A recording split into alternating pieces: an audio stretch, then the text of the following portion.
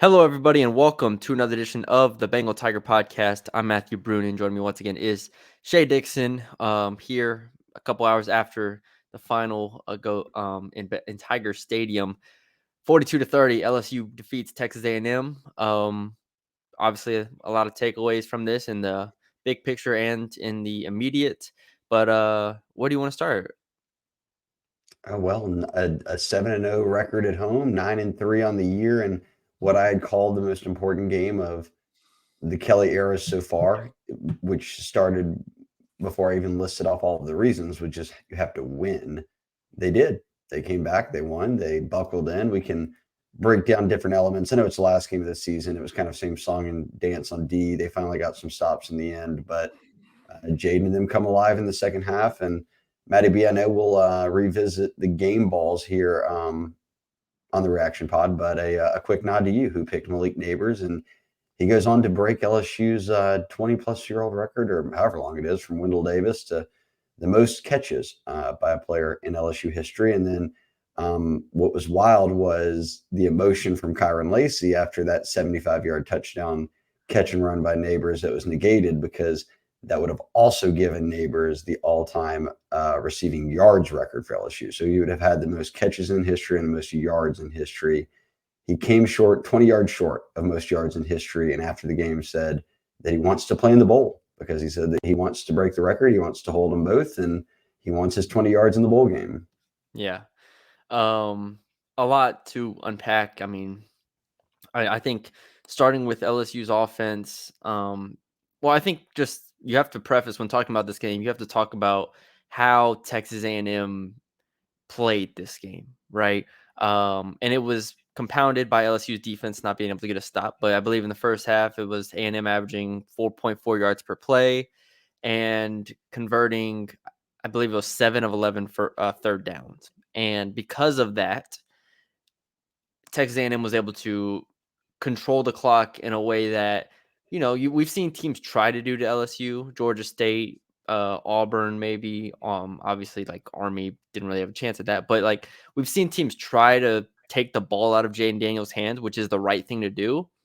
And what was frustrating from a LSU fan perspective is LSU's defense was helpless. It wasn't A&M. It wasn't A&M doing anything special offensively. It was, first and 10, second and 12, and then you get to third and 9. And Jalen Henderson, credit to him, continuously converted on third and longs. And because of that, drives sustained. And we had 9-minute scoring drive. We had 7-minute scoring drives.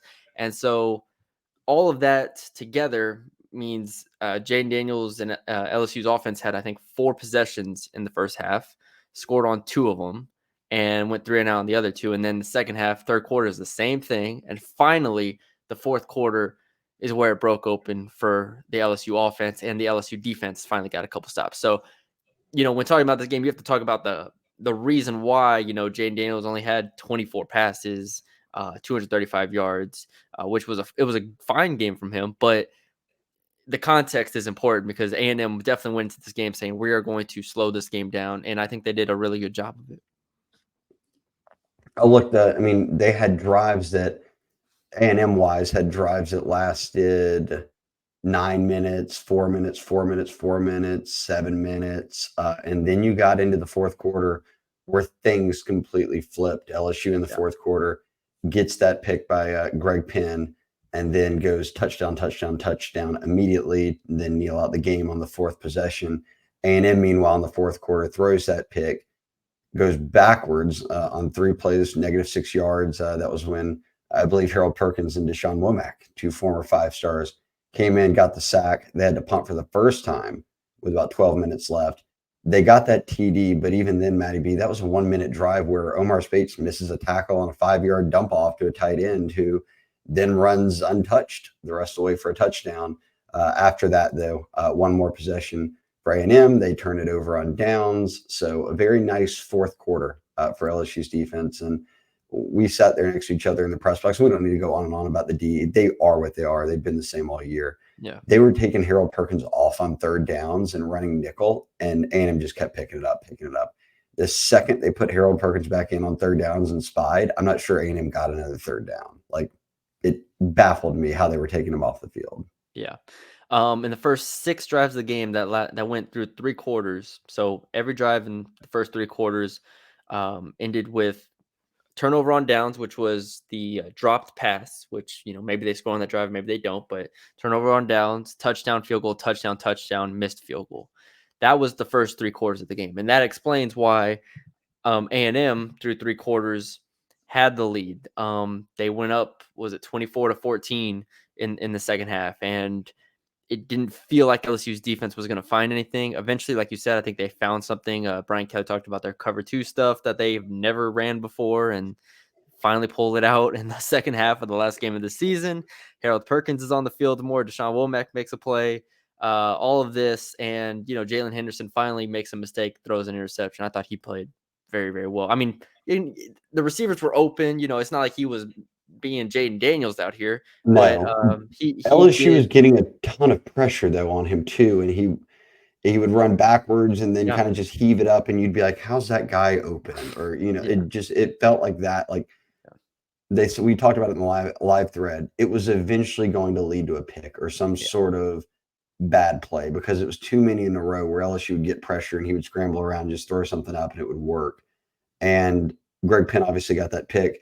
You laid out that third quarter for A&M. They come out of halftime and score, and then they're up. And the third quarter, obviously, it felt like, oh man, LSU's down 10. Like they've got to get it going. That that was when that missed field goal was when Harold Perkins got to stay in on third down. He got the pressure on second. He brought down Jalen Henderson on third down. They had to kick the field goal. They missed it. And that's when I felt like the game really turned. And that's when yeah. LSU sort of took over and did their thing and got a few more stops on 3 of the final 4 drives. And that was more than enough to win by 12. Yeah, fourth quarter, Jaden Daniels in this offense took over. Touchdown to Malik Neighbors, Brian Thomas, and Kyron Lacey, all in the last quarter. Like you said, Malik could have had to.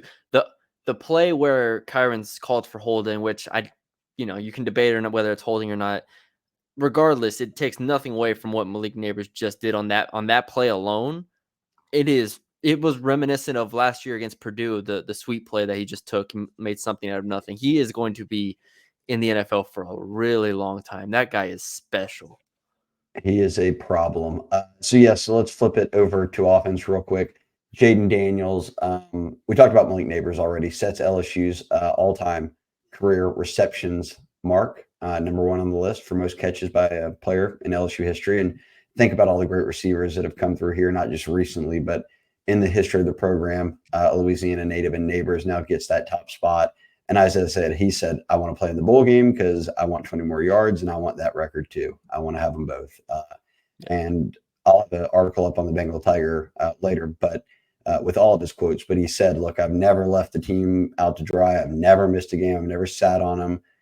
And I don't want to for the bowls. So this is a first rounder talking like that. So that's the level of buy-in you want. But Daniels, and you mentioned it at the start, you kind of even said this in the preview pod, 355 total yards, 4 touchdowns, and you're like, it's a solid game. For most quarterbacks, that would be the best game they played all year. 335 and 4 touchdowns for Jaden is just that's an okay game. That's a normal game, solid. Yeah, what 355, 1. 355, yeah. Yeah. The and this was why going into the game, I think on the final line stuff, people are like, oh, I'll take. What about the Jaden Daniels over 320 passing yards or something? I was like, we knew the A&M defense was going to come out and be aggressive. That was what we knew was going to happen. And when that's the case, you kind of have to. Your margin of error is obviously slimmer, but you can get kind of rattled as a quarterback. It doesn't matter who you are. If you have pressure in your face from the opening drive, you're going to miss a throw or two that you don't usually miss. I mean, that's any quarterback ever. And so, yeah, Daniels missed a couple balls that he usually makes, and it was a slower start for the offense. But I do think Brian Kelly mentioned after the game, the offensive line played a lot better in the second half. And because of that, Daniels had a little bit more time. He was able to step into a couple throws, and they kind of figured out the A&M defense, and they were able to take those one-on-one shots where the receivers made some plays. So credit to Daniels. And then obviously you get to his legs where when nothing was there, I mean, of the 120 yards, almost all of them were scrambles, right? I mean, Yeah, there were a in couple really key design ones, but situations. yeah, so I mean, there that was a was 4th down where incredible. he ran for 50 yards. I mean, he was That play flipped the game. That was the game because if they didn't get that, they were still down 10 at the time in the third quarter. He runs for 50 yards and they score on the play and they never really look back at that moment. That was the play of the game for me. Jaden Daniels, and that would have been another Heisman moment if he had gotten in the end zone. I think it still is, but like that would have been on ESPN, everything like that. So that was the play of the game. to sum up Daniels in the Heisman race, finishes the regular season with more yards per game and a better passer rating than any quarterback that's ever won the Heisman Trophy, or any player, I should say, too. And only second to Joe Burrow in scoring, who won the Heisman by the widest margin of votes in the history of the trophy. But Daniels sets an NCAA record for regular season passer efficiency, 50 total touchdowns. He probably could have, if they wanted to, try to get him some running ones in this one, but they gave it to Diggs and Josh Williams when they got down inside the goal line and the running back scored. But regardless, 50 total touchdowns on the year, and then only 54 yards short of 5,000 total yards on the season. Obviously, he rushed for 1,000, well over 1,000, and passed for well over 3,500. So an unbelievable season. Will it be Heisman worthy? We'll see. I just checked the odds again just now. They have not moved since last night when Bo Nix pulled back ahead into, minus 110 or 20 or whatever it was. And Daniels moved to plus 110.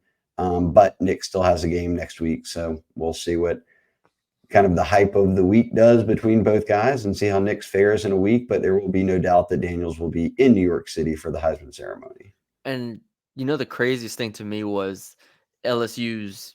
We talked about this going into the game. Was could LSU run the ball with its running backs? The answer was no. Texas A&M's front was far too good to do that. And Logan Diggs into the game, 5 carries, 17 yards. Noah Cain, 3 carries, 12 yards. Josh Williams, 6 carries, 6 yards. So add all that up, we're talking about an offense or a running game that had 14 carries for 35 yards with those 3 backs. So yeah, one of the biggest play calls I thought, though, was when Denbrock on 3rd and 6 or 5, kind of with the game on the line, didn't put it in the hands of Daniels, didn't throw it, yeah, but gave it to Logan Diggs, and the Aggies didn't see it yeah, coming, and Diggs picks up 6-7 yards, and they 6 move the yards. chains and go on to score.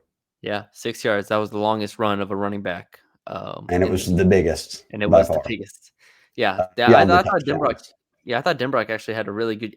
Once they figured out the blitz after. I mean, the first half was rough for everybody, but like once they figured it out, I thought they did a good job adjusting. So, credit to him. Daniels, I mean, I thought this was a really, really impressive performance.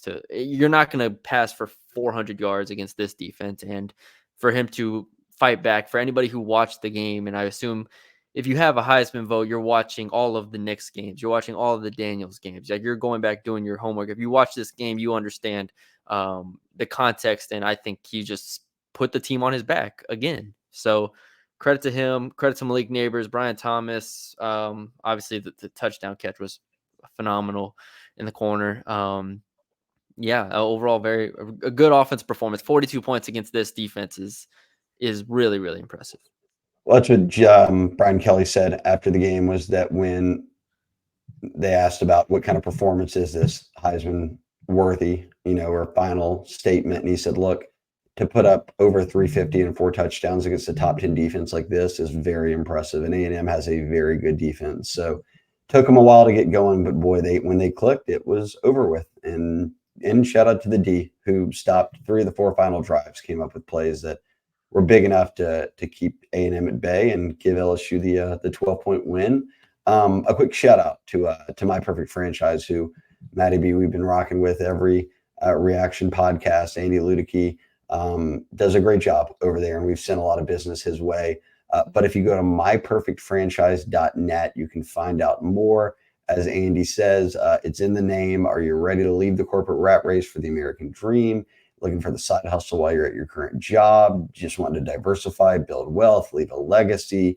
That's what Andy's here for. He's a franchise consultant. He's a franchise owner, and he's helped people for decades find franchises that fit their skill sets, the financial requirements you might have, whatever you're willing to invest, however much time you have to invest, all of that. And the best part, services are 100% free. So To call him, 404-973-9901. That's 404-973-9901, or email him at andy@myperfectfranchise.net, and you can get things rolling. And like I said, Andy tells us all the time, no matter how big or small you might want to invest or what kind of your passion is, but you don't know how to get it off the ground or what direction you should take it, it's free to call him. He'll walk you through everything. He's done it, like I said, for decades. So he's more than happy to take your call, your email, and he gets back to you quickly.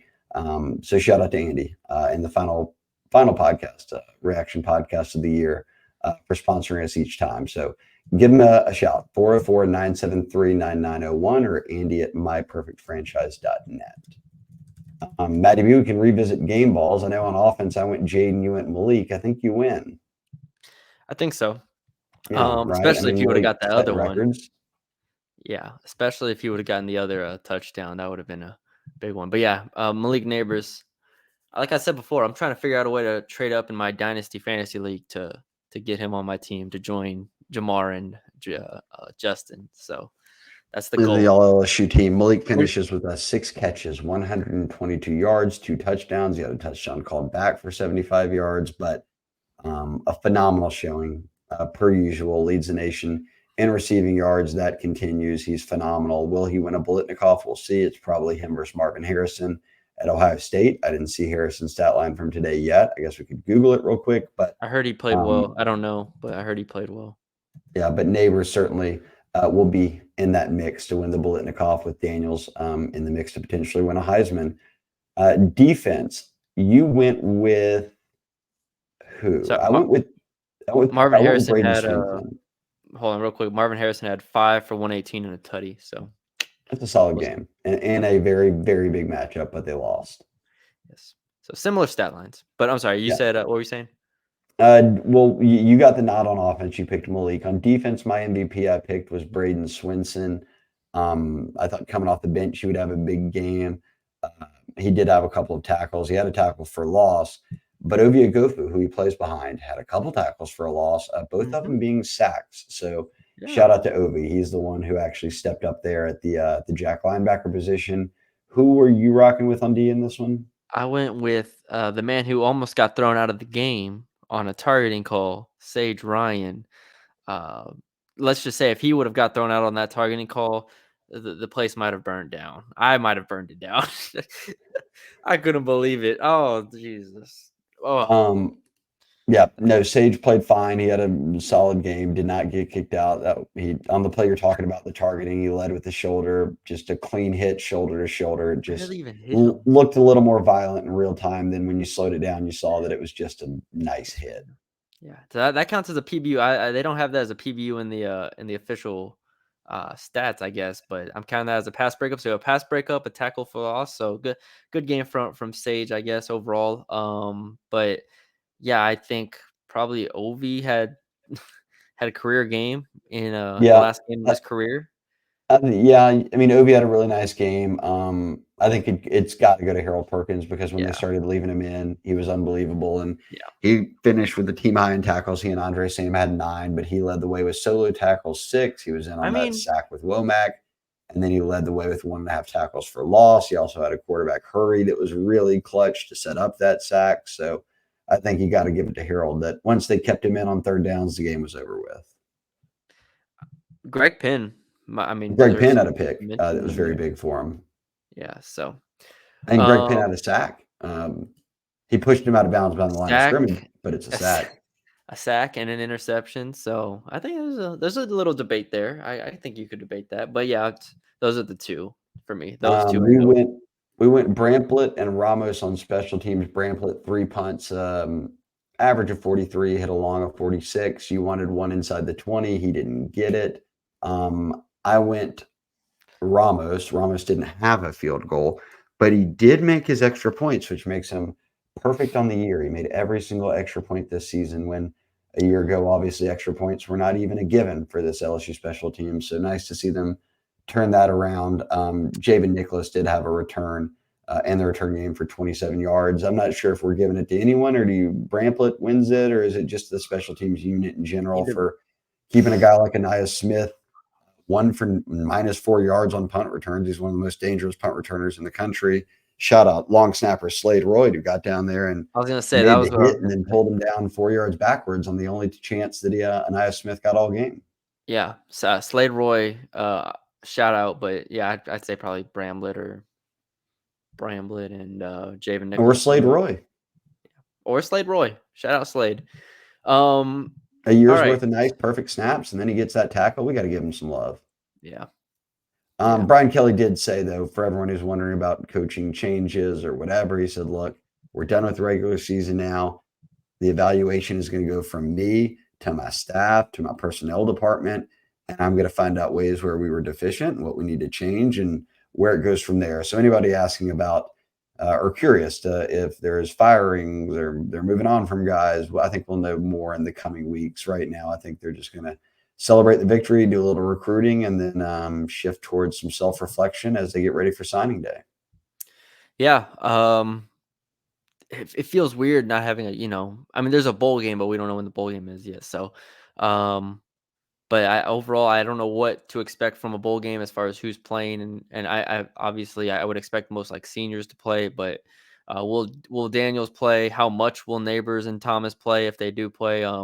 So yeah, it's gonna be. I just want to see the matchup honestly, because we've talked about before. Getting to 10 wins is a big deal, and we saw last year how they approached the bowl game was very serious, no nonsense. They want to win the game. And I think it's gonna be the same mindset this year. So I'm looking forward to hopefully they get a good game and they can further, put it on their resume. Back-to-back 10-win seasons is still on go as a possibility here, which would be big, as I said. We'll see what happens with the Heisman and Bolitnikoff. We'll see what happens with the bowl. And next weekend, conference championship weekend, the Monday after that, or is it the Sunday? One of the two, is when the transfer portal opens. So kids can maybe start announcing that they plan to enter the portal, but it won't open until after conference championship weekend, and then they'll have a 30-day window. So between that, high school and JUCO recruits signing in the early signing period, it is going to be a busy few weeks here for Brian Kelly and company. And with them not playing in an SEC championship this year, gives you an extra week to recruit, to meet with the team.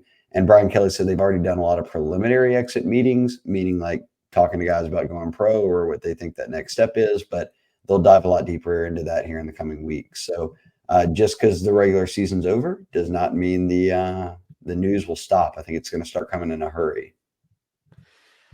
Yeah, I agree.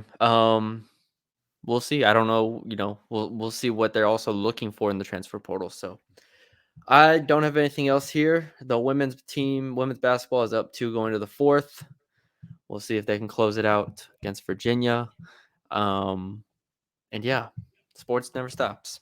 Well, shout out to everyone that obviously listened to us all year.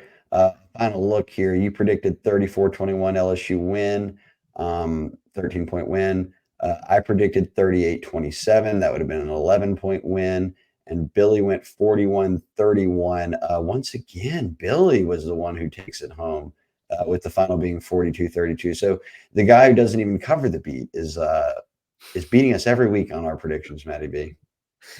Yeah, we gotta stick it to him. I couldn't get him with the North Texas versus SMU, so we'll see. We'll see if Tulane versus SMU AAC championship game. Yeah, Billy will be in New Orleans for that one. So yeah, we'll be in New Orleans. So we'll see how that goes. Yeah, that's it for me. Look, the reaction pod will now, or I guess I should also say the reaction pod and the game preview pod will turn into the portal podcast moving forward. So stick with us each week for that. We'll have the weekly mailbag. We'll have the recruiting podcast each week and plenty to get to. So even though the season's over, the podcast will not stop. And the Bengal Tiger right now with promo code LSU1. Yeah. LSU and the number 1 for our YouTube and podcast subscribers. 2 months for $1 is what the membership will be, or all it costs you to be a member of the Bengal Tiger, the On3 network. Right now, you can view every site out there, check in on any team, how their recruiting efforts are stacking up against LSU, kind of the scuttlebutt with all these coaching carousels that's going to happen all over the country. The On3 sites are the best. So much scoop, not just at the Bengal Tiger, but everywhere. But sign up for the Bengal Tiger right now. 2 months, $1. Use the promo code at checkout, LSU and the number 1. Yes, LSU won. I don't have the graphic anymore. It's No, they can listen to me. I said it. there you go. All right. That's it. Thank y'all for joining us. Leave us a like, comment, share, and subscribe to the YouTube if you have not already. Thank you to all of our Yeah, subscribers. big shout out. Big shout out to And everyone that listened all year. yeah, listened all year. We'll see what we do next. Whether that is, I think there'll be plenty of news. So like, on like a Wednesday or Thursday or whatever, we'll probably have enough news to do another Oh, podcast yeah. on the football team. So we'll see how all that plays out. But yeah, thank y'all for joining us. We will talk to y'all later.